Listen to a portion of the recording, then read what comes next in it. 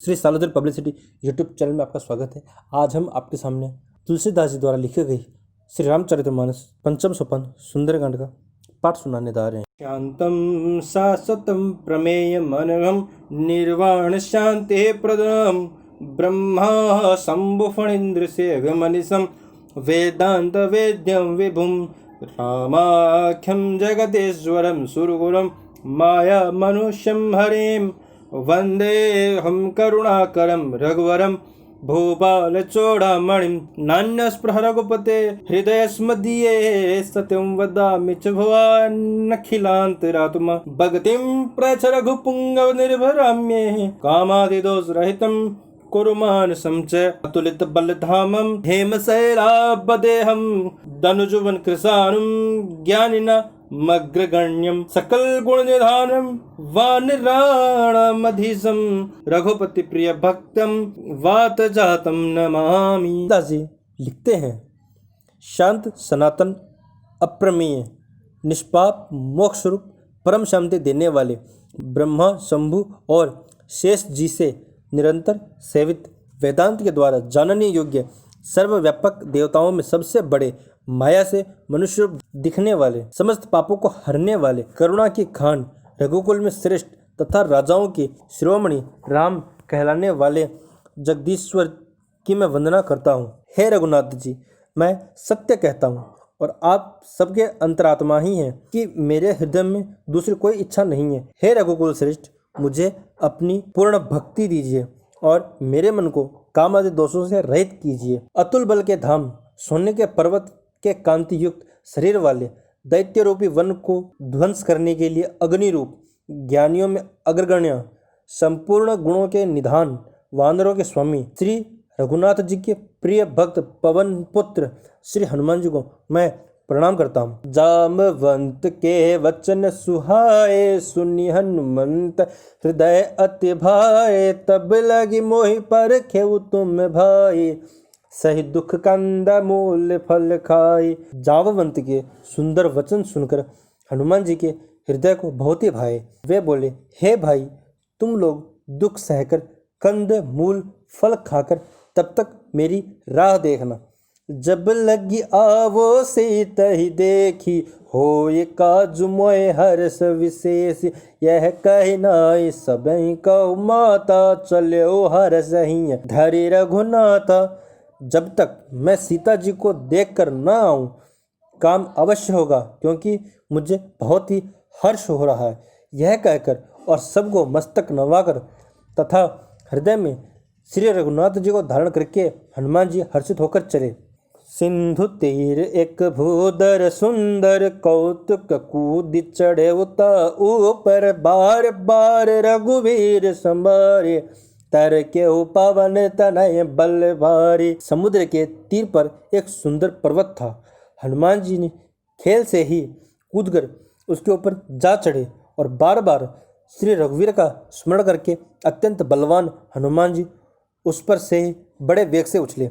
जेहि गिरि चरण देई हनुमंता, चले असगार पाताल तुरंता, जिमि अमोघ रघुपति करबाना, एहि भांति चले हनुमान। जिस पर्वत पर हनुमान जी पैर रखकर चले वह तुरंत पाताल में धंस गया।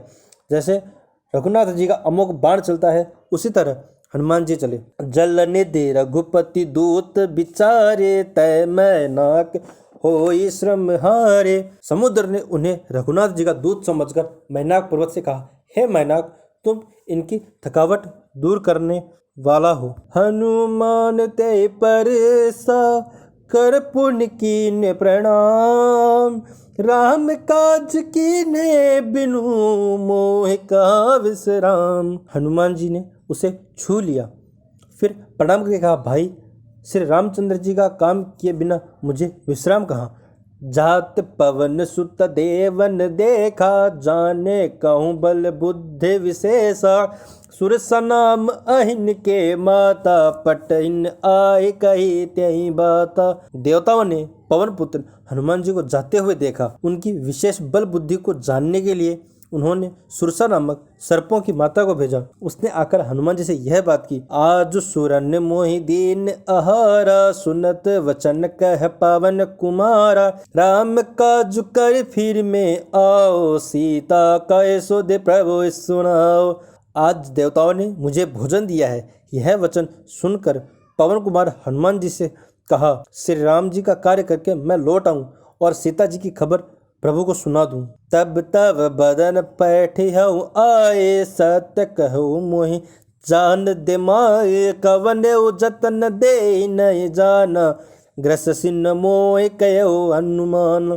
तब मैं आकर तुम्हारे मुंह में घुस जाऊंगा। हे माता, मैं सत्य कहता हूँ, अभी मुझे जाने दें। जब किसी भी उपाय से उसने जाने नहीं दिया, तब हनुमान जी ने कहा, तो फिर मुझे खा न ले। जो जन भर त्यहि बदन पसारा, कपितनु कीन दुगुन बेस्तारा, सोरह जो जन मुख त्यहि ठयो, तुरत पवन सुत 32 भयो। जस जस सुरसा बदन बढ़ावा, तासो दोन कपि रूप देखावा, सत जो जन अति आनन के न, अति लघु रूप पवन सुत लीना। जैसे जैसे सुरसा मुख का विस्तार बढ़ाती थी, हनुमान जी उसका दूना रूप दिखलाते थे। उसने 100 योजन मुख किया, तब हनुमान जी ने बहुत ही छोटा रूप धारण कर लिया। बदन पैठ पुण्य बाहर आवा, मांगा विदाता से रुनावा, मोहि सुरण जे लागे पठावा, बुद्धि बल मरम तोर में पावा। और वे उसके मुख में घुसकर फिर बाहर निकल आए और उसे सिर नवाकर विदा मांगने लगे। मैं तुम्हारी बल बुद्धि का भेद पा लिया, जिसके लिए देवताओं ने मुझे भेजा था। राम काज सब करियऊ, तुम बल बुद्धि निधान, आशीष दे गई सो हर से चले वो हनुमान। तुम श्री रामचंद्र जी का सब कार्य करोगे, क्योंकि तुम बल बुद्धि के भंडार हो। यह आशीर्वाद देकर वह चली गई। तब हनुमान जी हर्षित होकर चले। निश्चर एक सिंधु महरयहि, कर माया नभ के खग गयहि, जीव जंतु जे गगन उड़ाए, जल बिलोक तिनके पर छाई। समुद्र में एक राक्षसी रहती थी। वह माया करके आकाश में उड़ते हुए पक्षियों को पकड़ लेती थी। आकाश में जो जीव जंतु उड़ा करते थे, वह जल में उनकी परछाई देखकर गहै छाह सक सोन उड़ाई, ए विद सदा गगन चर खाए, सोई छल हनुमान कह के नाता, सु कपट कपि तोर तहि चीना। उस परछाई को पकड़ लेती थी, जिससे वह उड़ नहीं सकते थे और जल में गिर पड़ते थे। इस प्रकार वह सदा आकाश में उड़ने वाले जीवों को खाया करती थी। उसने वह छल हनुमान जी से भी किया। हनुमान जी ने तुरंत ही उसका कपट पहचान लिया। ताहि मारे मारुत सुत बीरा, बार दिपार गयो मति धीरा, तहाँ जाय देखी बन शोभा, गुंजत चंचर एक मधुलोभा। पवन पुत्र धीर बुद्धि वीर हनुमान जी उसको मारकर समुद्र के पार गए। वहां जाकर उन्होंने वन की शोभा देखी। मधु के लोभ से भंवरे गुंजार कर रहे थे। नाना तरु फल फूल सुहाए, खग मृग वृंद देख मन भाए, शैल विशाल देखी एक आगे, तापर धाय चढ़ भय त्यागे। अनेकों प्रकार के वृक्ष फल फूल से शोभित है। पक्षी और पशुओं के समूह को देखकर तो वे मन में बहुत प्रसन्न हुए। सामने एक विशाल पर्वत देखकर हनुमान जी का भय त्याग कर उस पर दौड़कर जा चढ़े। उमान कछु कपि के अधिकाए, प्रभु प्रताप जो काल खाए, गिर पर चढ़ लंका ते देखी, कहीं न जाए अति दुर्ग विशेषी। शिव जी कहते हैं, हे उमा, इसमें वानर हनुमान की कुछ बड़ाई नहीं है। यह प्रभु का प्रताप है जो काल को भी खा जाता है। पर्वत पर चढ़कर हनुमान जी लंका देखी। बहुत ही बड़ा किला, कुछ कहा नहीं जाता। अति उत्तंग जल निधि चहुपासा, कनक कोट कर परम प्रकाशा। वह अत्यंत ऊंचा है, उसके चारों और समुद्र है। सोने के परकोटे का परम प्रकाश हो रहा है। कनक कोट विचित्र मन्यकृत सुंदराय तना घना, चौहट हट सुभट बीती चारों पुर बहुविध बना। गजबाजी खच्चर निकर पदचर रथ बरूथनि को गने। बहुरूप निशिचर जूथ अति बल सैन्य बरनत नहीं बने। विचित्र मणियों से जड़ा हुआ सोने का परकोटा है। उसके अंदर बहुत ही सुंदर सुंदर घर हैं, चौराहे, बाजार, सुंदर मार्ग और गलियां हैं। सुंदर नगर बहुत प्रकार से सजा हुआ है। हाथी, घोड़े, खच्चरों के समूह तथा पैदल और रथों के समूह को कौन गिन सकता है। अनेक रूपों के राक्षसों के दल हैं। उनके अत्यंत बलवंती सेना वर्णन करते नहीं बनती। वन्य बाग उपवन्य बाटिका तरकूप बापी सोहहि। नर नाग सुर गंधर्व कन्या रूप मुनि मन मोह।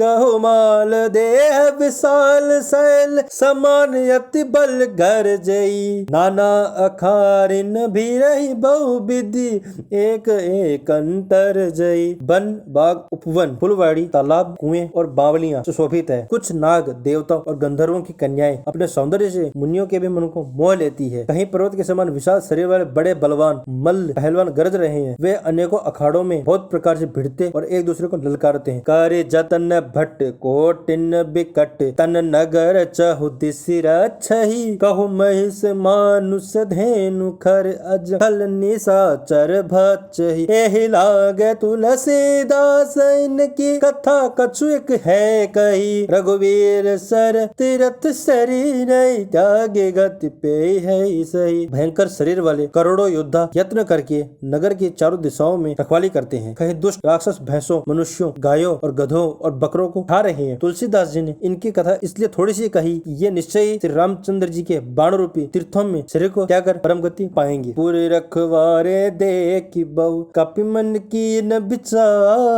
अति लघु रूप धरो निसी नगर करो पैसार। नगर के बहुसंख्य रखवालों को देखकर हनुमान जी के मन में विचार किया कि अत्यंत छोटा रूप धरूं और रात के समय में नगर में प्रवेश करूं। मत्स्य समान रूप कपि धरय लंकै चले सुमेरे नर हरय। नाम लंकनी एक निशिचर सो कह चले सिमोह निंदरी। हनुमान जी मच्छर के समान छोटा रूप धारण कर नर रूप से लीला करने वाले भगवान रामचंद्र जी का स्मरण करके लंका में चले। लंका के द्वार पर लंकनी नाम की एक राक्षसी रहती थी। वह बोली, मेरा निरादर करके मुझे पूछे बिना कहाँ चला जा रहा है। जाने ही नहीं मर मुसठ मोरा मोर आहार जहाँ लगी चोरा। मुट्ठी का एक महाकपिहानी रुधिर बमत धरनी डनमनी। हे मूर्ख, तुमने मेरा भेद नहीं जाना। जहाँ तक चोर है वे सब मेरे आहार है। महाकपि हनुमान जी ने उसे घूंसा मारा, जिससे वह खून की उल्टी करती पृथ्वी पर लुढ़क पड़ी। पुण्य संभार उठी सो लंका जोर पानी कर विनय सशंका। जब रावण ही ब्रह्म वर दीना चलत बिरंच महामोहि चीना। वह लंकनी फिर अपने को संभाल कर उठी और डर के मारे हाथ जोड़कर विनती करने लगी। रावण को जब ब्रह्मा जी ने वर दिया था तब चलते समय उन्होंने मुझे राक्षसों की विनाश की है पहचान बता दी थी कि बिकल होसते कप के मारे तब जाने सुनि सिचर संगारे। आत मोर अति पुण्य बहुता देखे नयन राम कर दूता। जब तू बंदर के मारने से व्याकुल हो जाए तब तू राक्षसों का संहार हुआ जान लेना। हे तात, मेरे बड़े पुण्य है जब मैं श्री रामचंद्र जी के दूत नेत्रों से देख पाई। तात स्वर्ग अपवर्ग सुख धरे तुला एक अंग। तूल निताई सकल मिली जो सुख लव सत्संग। हे तात, स्वर्ग और मोक्ष के सब सुखों को तराजू के एक पलड़े में रखा जाए तो भी वे सब मिलकर उस सुख के बराबर नहीं हो सकते जो क्षण मात्र के सत्संग से होता है। प्रवसी नगर के जे सब काजा हृदय राखी कौशलपुर राजा। करुल सुधारे पुकार मिताई गोपद सिंधु अनल सितराय। अयोध्यापुरी के राजा श्री रघुनाथ जी को हृदय में रखते हुए नगर में प्रवेश करके सब काम कीजिए। उसके लिए विश्व अमृत हो जाता है, शत्रु मित्रता करने लगते हैं, समुद्र गाय के खुर के बराबर हो जाता है, अग्नि में शीतलता आ जाती है। गरुड़ सुमेरु रेणु समताए राम कृपा कर चितवा जाए। अति लघु रूप धरो हनुमाना पैठा नगर सुमेरे भगवाना। और हे गरुड़ जी, सुमेरु पर्वत उसके लिए रज के समान हो जाता है। जिसे श्री रामचंद्र जी ने एक बार कृपा करके देख लिया तब हनुमान जी बहुत ही छोटा रूप धारण किया और भगवान का स्मरण करके नगरी में प्रवेश किया। मंदिर मंदिर प्रतिकर शोधा देखे जहते हैं अगणित जोधा। गए दशानन मंदिर माई अति विचित्र कहे जात सुनाए। उन्होंने एक एक महल की खोज की, जहाँ था असंख्य योद्धा देखे। फिर वे रावण के महल में गए। वह अत्यंत विचित्र था। जिसका वर्णन नहीं हो सकता। शयन किए देखा कपिते, मंदिर महु न देख बेदे, भवन एक पुण्य दीख सुहावा, हरि मंदिर तह भिन्न बनावा। हनुमान जी ने उसको शयन किए देखा, परंतु महल में जानकी जी नहीं दिखाई दी। फिर एक सुंदर महल दिखाई दिया जहाँ भगवान का एक अलग ही मंदिर बना हुआ था। रामायुध अंकित गृह, शोभा बरणी न जाय, नव तुलसी का वृंद तह, देखे हर्ष कपिराय। वह महल श्री राम जी के धनुष बाण के चिन्हों से अंकित था। उसकी शोभा वर्णन नहीं की जा सकती। वहाँ नवीन नवीन तुलसी के वृक्ष समूह को देखकर कपिराज हनुमान जी हर्षित हुए।